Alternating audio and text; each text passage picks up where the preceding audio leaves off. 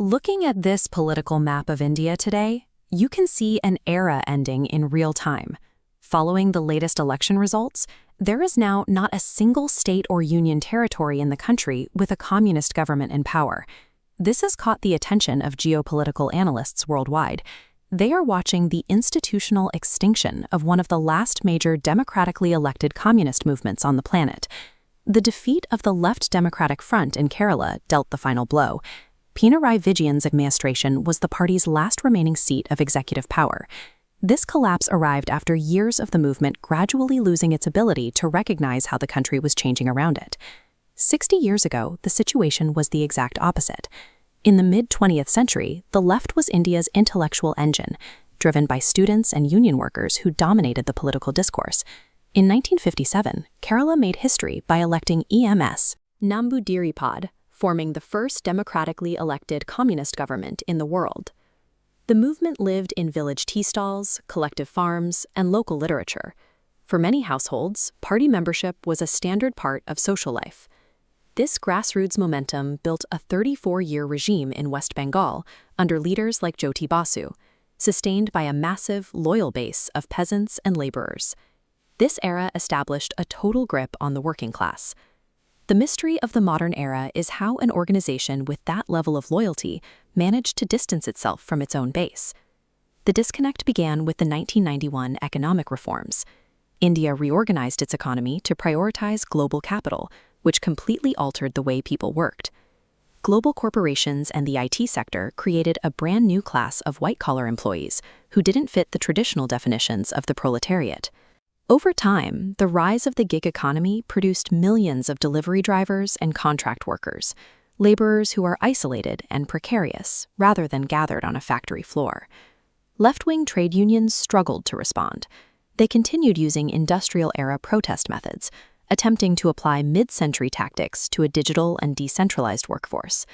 While the left focused on these aging union structures, independent Ambedkarite movements began mobilizing Dalit youth across the country. By failing to lead these new social currents, the party lost its connection to a segment of the workforce that faced the combined pressures of both caste and class. The self-styled Party of the Worker had failed to recognize that the workers themselves had changed. This failure to adapt eventually collapsed the party's geographic strongholds, starting with the loss of West Bengal in 2011. In Bengal, the party's attempt at industrialization required seizing land from the very peasants who formed their electoral core. That decision shattered the relationship between the leadership and the village. Mamata Banerjee and the Trinamool Congress moved into that gap, ending 34 years of communist rule by positioning themselves as defenders of the rural poor. The decline spread to Tripura, where the long-standing government of Manik Sarkar fell in 2018.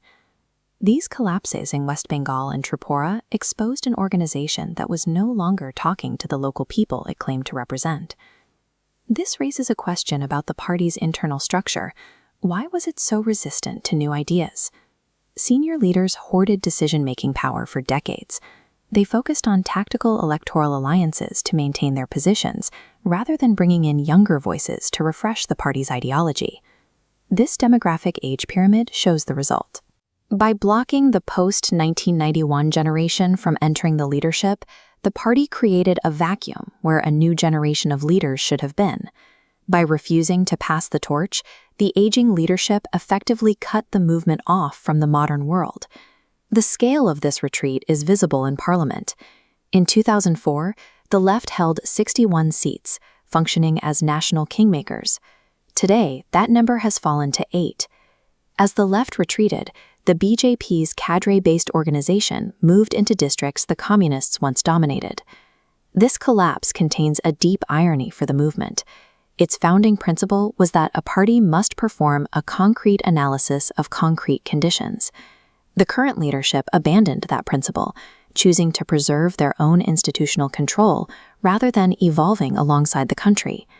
When a political movement stops listening to the workers it represents, the workers eventually find someone else